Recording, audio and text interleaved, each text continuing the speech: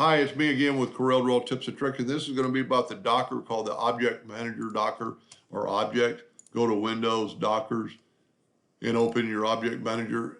I have 4 objects in the center of the page with exactly the same size.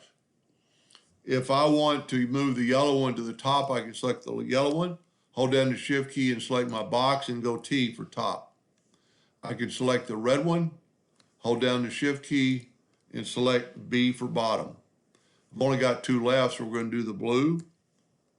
Hold down the Shift key, double select it, and hit L for left. Only got 1 more, so we can just click on it, hold down the Shift key, and hit R for right. Now, if you wanted them a 1/2 inch off the edge, all you have to do is use your arrow keys and select those items and just nudge them to the right or to the left with your arrow. I'm not doing a very good job here. And then your left arrow key. Now, let's put them all back in the center. It works a little bit differently when you're picking with the pick tool over here than the shift button. So let's get the yellow rectangle. If we hold down the shift key and hit the rectangle, it selects the object between there. So if we want that, we're going to hold down the control button and only select those 2 items.